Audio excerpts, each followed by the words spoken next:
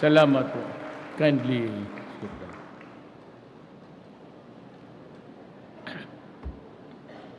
Agrarian Reform Secretary Jan Casesiones, Social Welfare and Development Secretary Rolando Joselito Bautista, and other members of the Cabinet, Senator Bongo, ang bagong yun. Hilig sa baw-baw yan eh. In-check talaga. Bataan 1st District Representative Geraldine Roman, ma'am. Quezon City Mayor Maria Josefina Belmonte, ma'am. Former House Speaker Feliciano Belmonte Jr., sir. Land Bank of the Philippines President Cecilia Borromeo, ma'am. Recipients of the government's land distribution program, officials and staff of the Department of Agrarian Reform, other distinguished guests, ladies and gentlemen, I am pleased to join you today as we celebrate the 31st anniversary of the Comprehensive Agrarian Reform Program, or the CARP. Maghito muna ako dito, and I'd like to just say a few words. I'd like to state very clearly that I have nothing against the Aquino family. Yung dalawang presidente, pati ang pamilya. I'd like to put it in record that for the first two Aquino presidents, sumuporta po kami, ang pamilya namin sa Davao. Because we believed in Corazon Aquino, and I happened also to just the best that was available during at that time. Pero the greatest aberration, if I look back in time, alam mo, kung ako siguro ang naging malapit lang naman makapagbulong o to make the suggestion na will not irritate yung sinasabihan ko. Alam mo, yung the greatest aberration sa land reform was the Philippines was declared, the whole of the country, as a land reform program area, pero tinanggal nila ang Doña Luisita. Far and in between the years that it was fighting, the tenants, marami ho ang namatay. A lot of people died, invested blood, just to realize until late today yung mga lupa na dapat sa kanila. Marami kasi akong, I have a lot of friends all over the Philippines.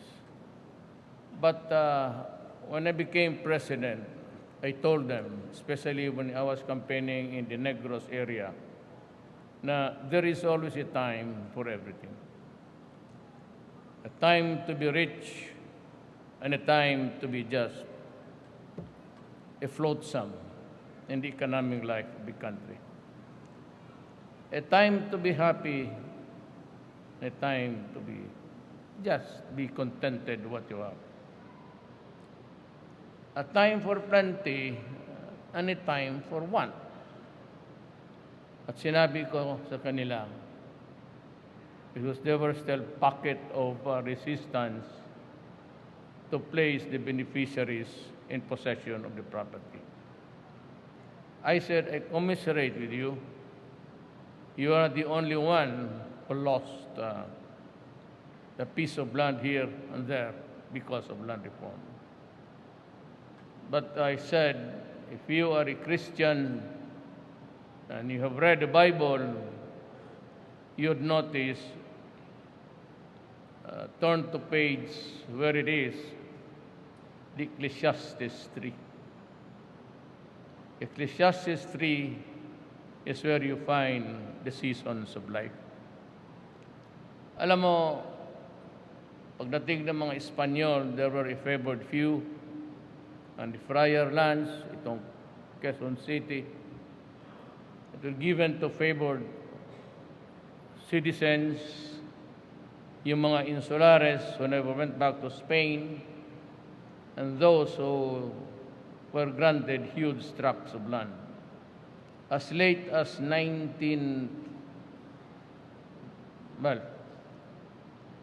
around the time when my father was governor of Davao, only one Davao, meron pa mga lupa doon na sila Wallstrom, nabila na ni Danding na yan ngayon, kuwang ko. 1,774 owned by one family. Yun ang the greatest anomaly ng bayan natin. Yun nabigyan because they were closed to the powers at the time, and those who had the stamina to go around and skirt whatever there was a hindrance in the law and got favorable concessions. Sabi ko sa kanila, there's a time to hold it and a time to let go. Sabi ko, for so many hundreds of years, kayo mga asinderos enjoyed the fat of the land. Meron kayong mga Mercedes-Benz, the mansions in Manila, those were tied to the lands that were dedicated to the planting of sugar. And at that time, sugar was a very, almost an expensive franchise. You get it from government, and those who were favored with given the sugar quota. Yun ang pinag-aagawa doon. Kaya ng mga mining ngayon, kung ano na pang pinag-aagawa na itong mga gustong yumaman. Yun ang dahilan. And so for about 300, 200 years, may mga pamilya na every year may kotse na bago, may mga mansion dito, mansion doon. But there is a time when you have to live simply and be one of those who are also just not really poor, but somehow a comfortable life in the family. Marami pa dyan. But when you go into a place where you want to implement land reform, do not just take it as it is. Pag-aralan ninyo muna, study very carefully the psychological, the economical, the social background sa mga taong ito. Because if I were the communist, kung ako yung komunista, madali akong mag-recruit doon sa probinsya, kung Mindanao. Walang lupa doon. Lupa, tribal, but not involving huge areas of land. Madali makuha mo yon sa komunista. Madali bulahin ang mga tao na walang alam. Ito naman mga rabble-rouser na komunista, walang ginawa kung hindi magbula ng tao. Promising, number one, yung land reform. So that ang dapat gawin talaga ng gobyerno is to take away from him the richest issue of them all, land. Kaya unahan natin sila. Wala naman ito mga typewriter, wala ngang mapa ng Pilipinas, and they try to fight something, a land reform for the entire Philippines. Again, in what manner and to what extent? Tanong ko sa inyo, saan kayo kukuha ng lupa? Makati, yung Davao, Quezon City. Well, you can farm the mountains, but that would not really be enough for everybody in terms of topography, pati lahat na. Given also the climatic changes that we are now suffering. Pero sa mga lugar, kagaya ng Negros, pati Central Luzon, malalim yan. Ang mga tao niyan na pinapasukan mo, ang paradigm niyan, or the mindset, or the psychological setup of those guys would bring them back always to the many years of feudal slavery. And it is passed on from generation to generation. Alam ng mga tao na yan na talagang hirap sila noon at hirap sila ngayon. At yung mga tao noon, the Mercedes-Benz, hanggang ngayon, bisikleta lang sila. Malalim ang tama niyan. Kaya yung Negros na yan, matagal ang away niyan. At matindi because of the feudal system that existed in those parts of the land na binigay ng mga authorities, the Americans, in Mindanao especially, yung mga homestead. Kaya yung mga 24 hectares given to corporations. And that is why it's very hard to crack areas where feudalism was very much alive for more than 1 or 2 centuries. Nahihirapan tayo dyan. All others, madali. All you have to do is just to lecture on the Jews. Yung mga ang simple lang. Bakit ito milyonaryo? Kita mo kalalaki ng bahay, bakit ikaw nipahat lang? Mga ganun lang ang turuan. Doon bakit lupa niya hanggang ngayon? Lulo ng lulo mo, lulo pa. Was a tenant there several years ago, until now. Kaya matindi ang away dyan. It's not only about arms, it's not only about who's gaining a foothold in so many areas. Mahirap ang tao. And I would say that most of them are really, ang isip niyan is towards the feudalism of the past. Diyan tayo nahihirapan. So, bantay kayo dyan, ng Negros na yan, kunin mo ang initiative sa komunista. What they are really parlaying is land. Hindi unahan na natin. Kaibigay na natin. Kasabi ko naman sa lahat, magkaibigan tayo, mag-classmate tayo, pero may panahon, nabibitawan mo talaga yan. Not because classmate kita, but because that is the law. And you rather do something about it. If you do not want the setup, change the law. But for as long as the law is there, it has to be implemented. While acknowledge the gains of the Department of Agrarian Reform in the implementation of CARP in the past 3 decades, let me nonetheless stress the need to finally accomplish the ultimate goal of this program through this administration's unique brand of agrarian reform. It's not a unique one. Ibigay mo na lahat, anak ng, sabi ko kay Secretary Casillones, ibigay mo na, wala namang silbi yan. You wait for government to develop the lands. Hindi natin matayo itong mga, cannot even handle the urban areas. Pupunta ka pa dyan with ambition. Bigay mo na. Lahat ibigay mo na. And those who want, para tabla na lahat. Wala mang mawawala sa atin.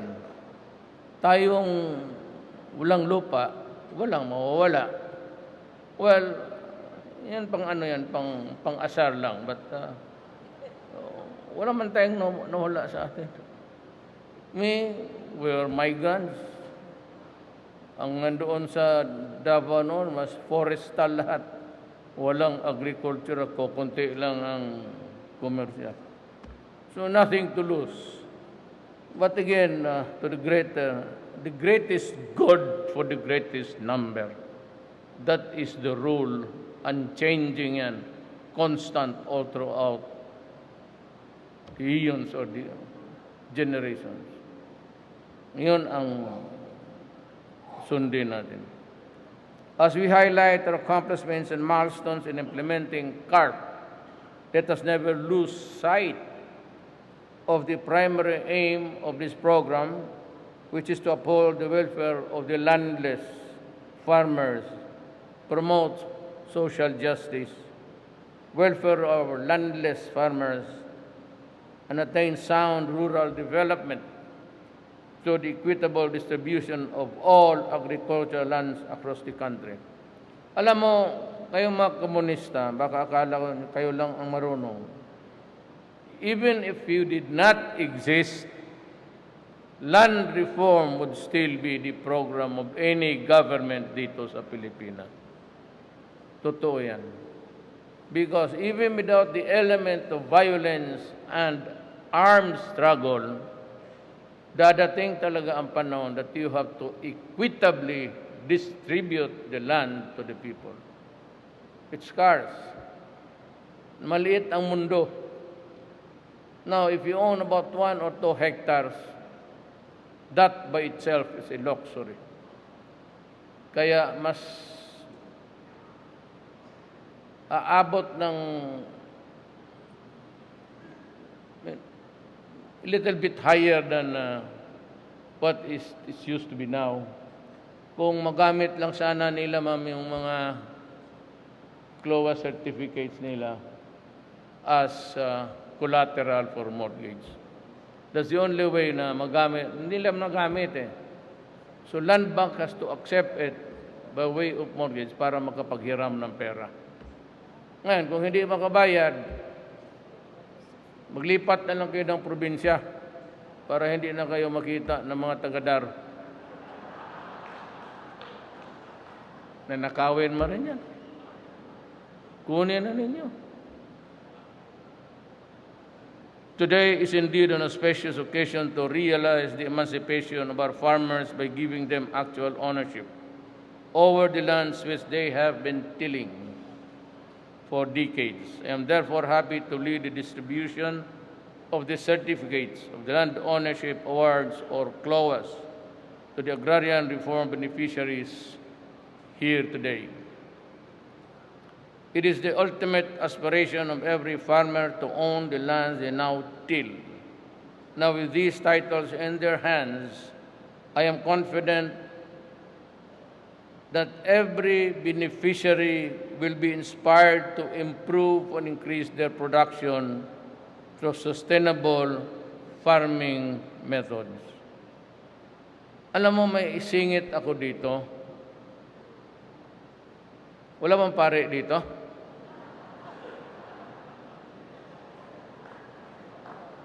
Wala. Ako, ministry ako noon. Sa seminaryo ako, pero may last year, lumabas ako.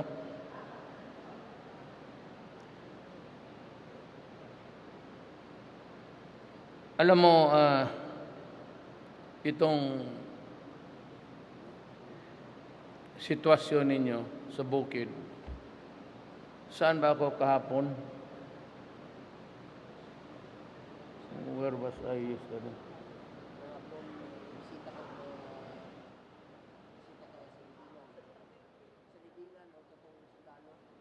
Ay, mga sundalo. Ano, yung mga farmers, pagpunta ako sa bukid, including my daughter, Inday, tanong kami ng farmer, ilan ang anak mo? Magsa 6 mo, 7. Sus Marius. Kaya ang isang kulang na lang natin actually, na how to get it started and, get it rolling beginning at least in the next 3 years.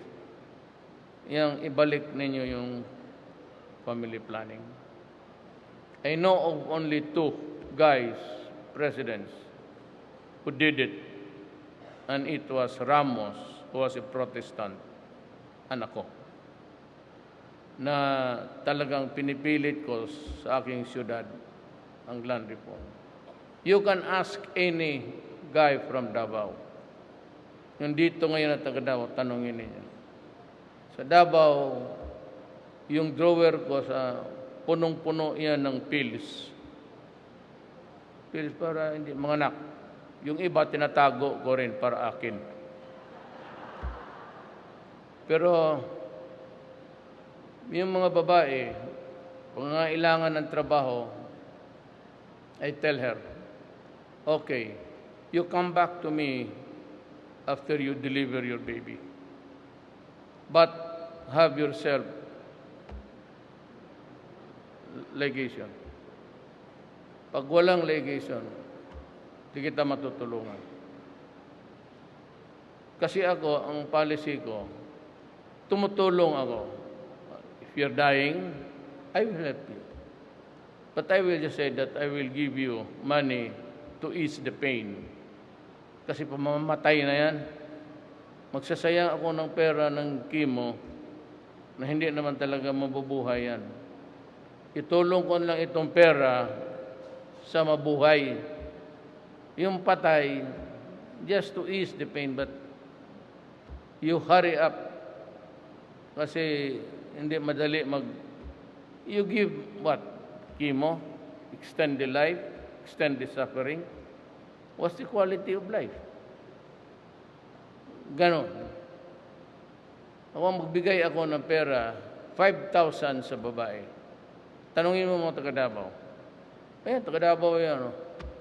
Sila yung, si Amy, 2,000 sa doktor, 3,000 sa kanila. So they cannot work that day sa pagputol. Yan ang program ko. And well-meaning friends, one of them is Sunny Dominguez, the finance secretary, who by the way owns the Marco Polo. Ngayon ang contributor dyan sa family planning sa legation. Kukontribute yan, 1 million, 2 million, para lang to. Yan ang isang i-hurdle natin. Hindi ko sabihin na, but do not place too much importance about religion. Tutok ka lang sa Diyos. When you are in a moral quandary, do not go to your religion. It cannot help you. Maniwala kayo. At 74 years old, I'm telling you, you go direct to your God and pray and ask for guidance. Especially in matters of yung kasalanan yung mag-family planning. Of course, abortion is out of the question. I will not allow it. Just like itong Iceland, who initiated that signature campaign to condemn us sa extrajudicial killing. But do you know that in Iceland, they allow abortion up to 6 months? You add 1 more year, 1 more month, and you have the principle of intrauterine life. That if you give birth at 6 months, the baby will survive. Iceland allows the slaughter of the fetus inside the womb of the mother up to 6 months. Putang ina nila.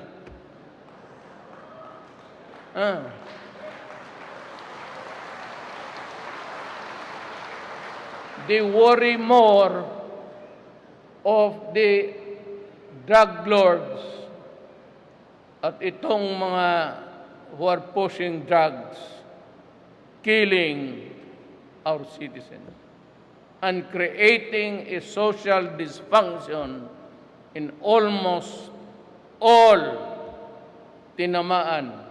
And there are about 1,600,000 of them who are slaves to a drug called shabu, which they need every day just to have the fix, and sometimes killing people to get the money to pay for it.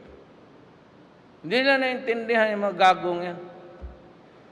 Itong mga Iceland, palimbasa, ice ang kain. Wala namang tubig yan eh. Bobo ang mga putang ina niya.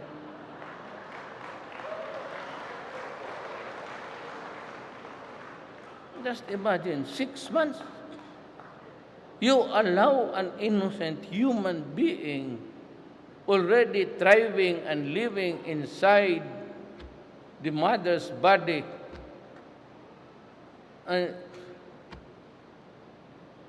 Sa Bisaya pa, ilarot mo yung just pull it. Pagka walang hiya itong mga puti talaga. Tapos tinuturuan ako kung ano ang gawin ko. I am sorry for you. That's why you are condemned there in the ice forever. I hope you will freeze in time.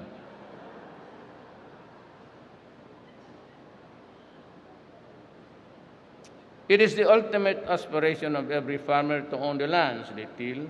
Now with these titles in their hands, I am confident that every beneficiary will be inspired to improve and increase their production through sustainable farming methods. Let me take this occasion to reaffirm the administration's commitment to correct the historical distortion brought about by the misallocation of lands which had caused social injustice and the underperformance of the rural economy. Totoo yan. In most of the cities that were developed at the time, Mindanao was a frontier land. At lahat ng pumunta doon, if you are a Visayan talking guy, or if you use Tagalog, Ilocano, Bicolano, you are not a native of Mindanao. If your religion is, well, not Islam, you are not an aborigine of Mindanao. Kami yung pumunta, except for my mother, but my father, si Cebuano, my mother is si Maranao, nagpunta doon to seek the greener pasture. Yun yung mga walang lupa. And the first na umabot sa Davao were the Ilocanos. They were the first educators sa Mindanao. Ayan ang totoo niyan. Walang nag-umpisa sa Davao except Florendo, Alcantara. Yung may mga pera, nag-invest doon. But for the, by and large, yung nagpunta doon to seek a greener pasture, we started from scratch. And you can just imagine Davao City in 1948. The edge of the community, a gubat po. So, ganon ang istorya. Huwag kayong maniwala na ang Davao mayayaman. Mayayaman na ngayon yan. Logging, mining, ano. Yung iba through hard work. Karamihan dyan, may the second and third generation are the ones reaping the harvest. Let me take this occasion to reaffirm this administration's commitment to... tapos na pala, pabalik-balik na ako. I assure you that this administration will endeavor to pursue the full implementation of CARP because it is only by empowering farmers can we achieve the sustained growth of our rural economies. This in turn would lead to inclusive progress for our nation. Ngayon, sa mga kaibigan ko at mga kalaban ko, we are trying our very best to bring up some sort of a saner Philippines. yung medyo hindi biak. Alam mo, alam ko, naintindihan ko, that you want reforms immediately. Gusto ninyo with the flip of a finger, nandyan na kaagad. And you do armed struggle.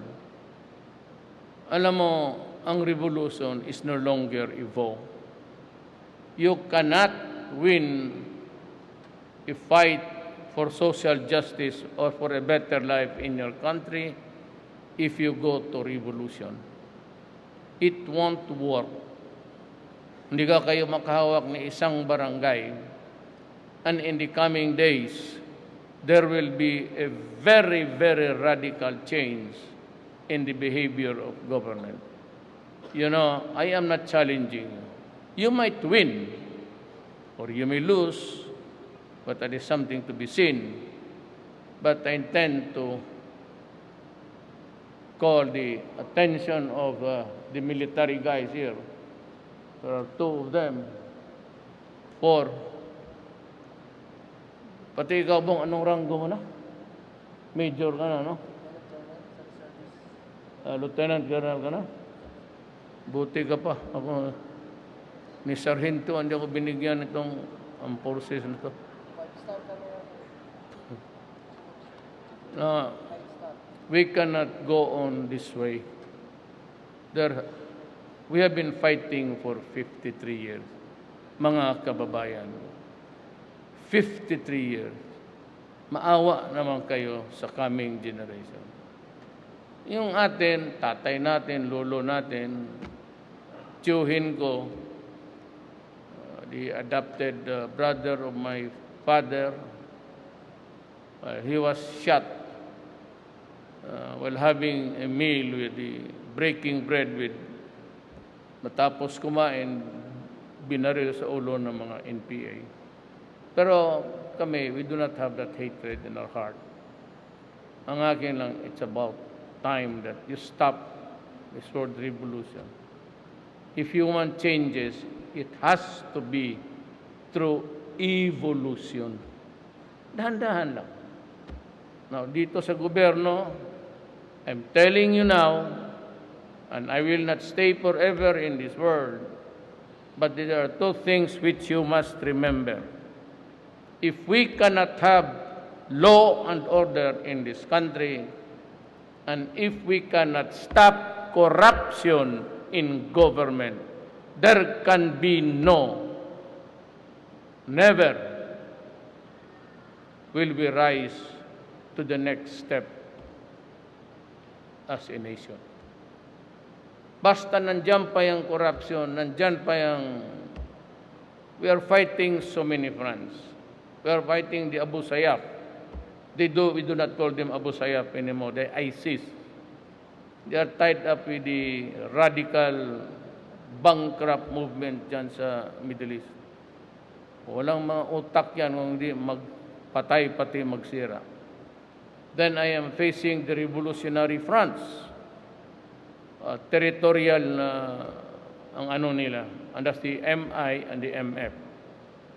We have already done our part, and I'd like to thank the Maguindanao, the Iranians, and the Maranaos for giving it a chance to work. Miswari, in the goodness of God's time, baka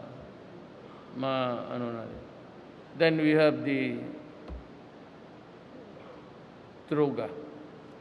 I have one thing to say. I've been repeating it several times. Drugs will destroy my country. It will create mass social dysfunction. It will pull the country down, and it would kill our children.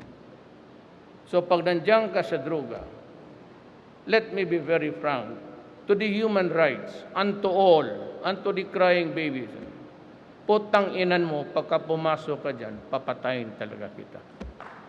No, wala ako. I will not even say a little prayer for you. Talagang papatayin kita. And that's it.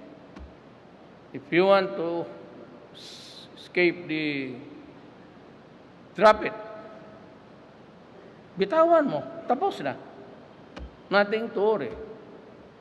Drop the drugs, drop the weapons, and we can talk. At ako magpakumbaba. Total ako naman, bayad ng tao para utusan. We are all workers in government, and we work for the people. Period. Huwag na yung mga presidente, mataas na masyado yan. Hindi ninyo maabot yan sa isip ninyo. And I don't even call myself president. Just call me mayor. Yan lang naman talaga ang siguro kaya rin ng utak ko. Presidente, masyadong yan, mataas na.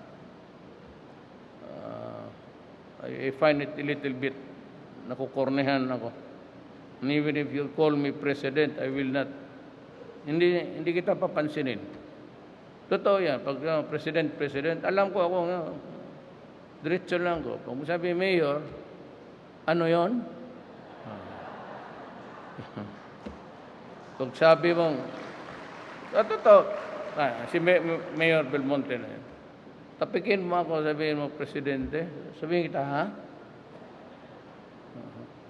Pag sabi mo, Mayor, yes sir, what can I do for you? It's not that I'm belittling the position. Ang problema ko is ganito. Ang pagka-mayor ko, the paradigm or whatever, however I look at the position, dala-dala ko sa pagka-presidente. Kaya kung gusto ko magsabi ng putang ina mo, magsabi ako ng putang ina mo, hindi ko talaga pipigilan.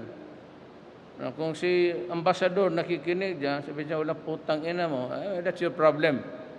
It is not my problem. You are here, you try to understand what is putang ina mo. Para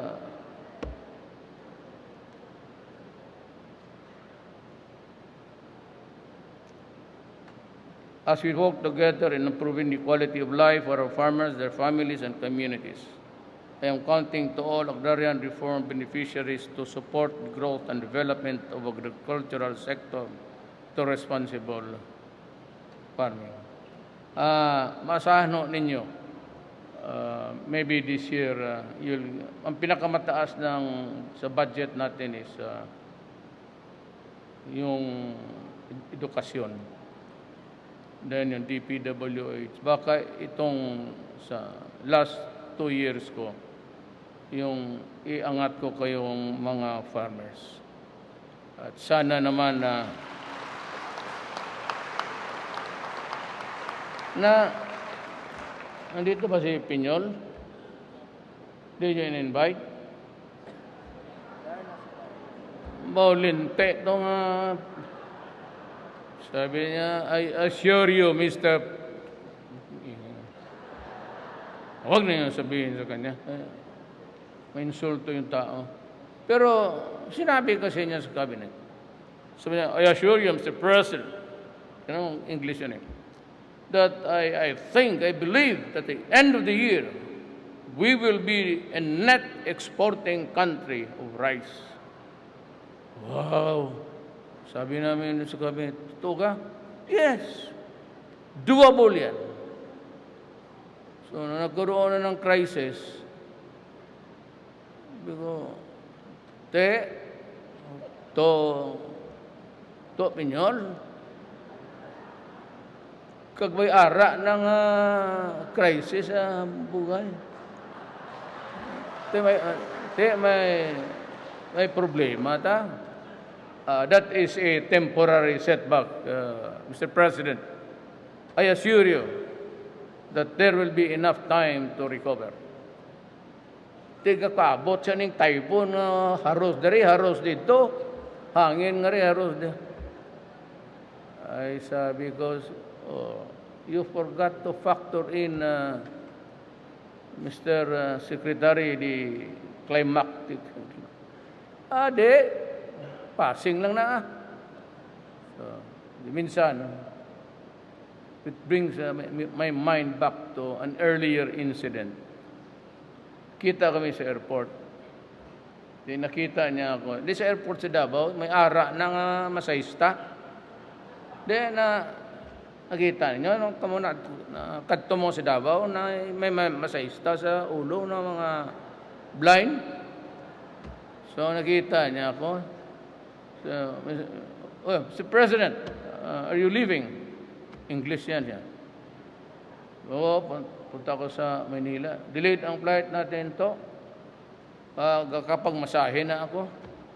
Dire ka sa Pikas. Sige. Plaka oras ang delay natin. Siguro mga usa. Alam mo naman yan, pal. Delayed man talaga.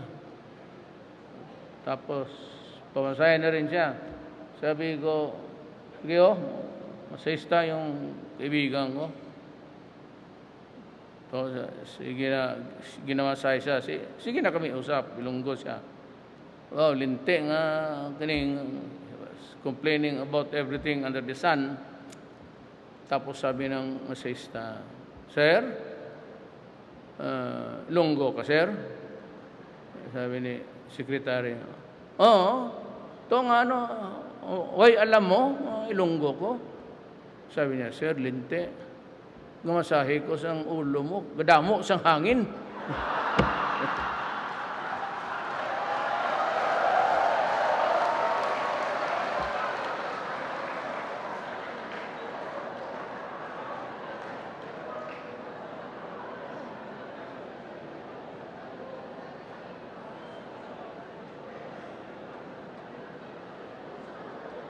May ara ng ilongga sa likod,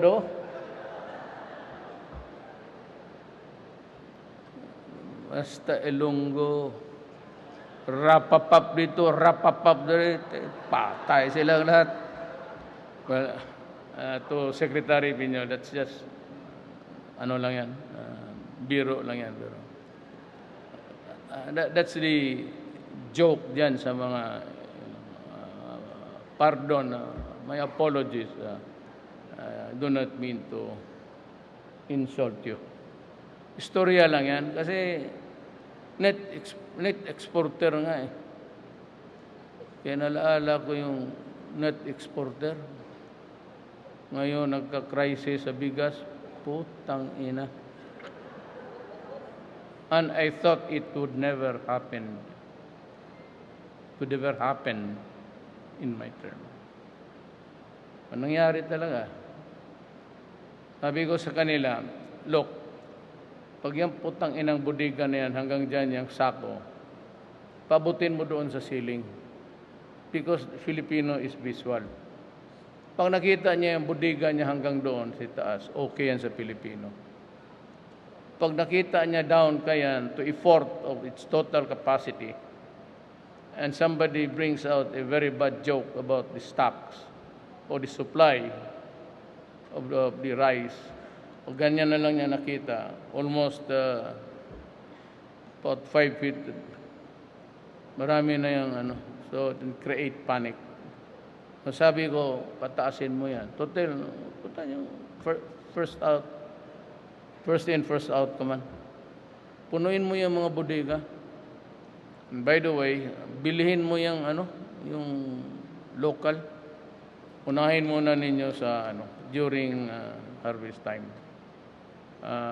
Magpalugi tayo. Kung ipagbili nila ng mahal, dublado, sige lang, total, pera man ng Pilipino yan. Ubusin ninyo. Basta para lang sa tao. Okay. With the technology transfer, resource and facility support, and capacity building programs that this administration will make available to our farmers, I am confident that we will see stronger, a brighter future for agriculture in the Philippines. As I said, in the coming months, we would be dealing, konektado itong lupa sa, I do not think that we can afford to wage a war another 53 years. So I am telling the military, can we end it now? We cannot afford to pass it on to the next generation. Baka hindi na nila makaya. It has to be now. And I'm serving notice to everybody that in the coming months, it will be not really bloody, but there will be at least a little trouble for our country. We have to finish it, pati droga. And this will make us a magnet for all criticisms that are there waiting for us to do and commit a wrong. And with that, I'd like to congratulate you during this anniversary. I'm very happy and very contented with the output and the pace that we are distributing to people. In the end, hindi lang ninyo alam, in the end, you would have contributed to the overall picture of the entire gamut of the law and order of our country. Maraming salamat po.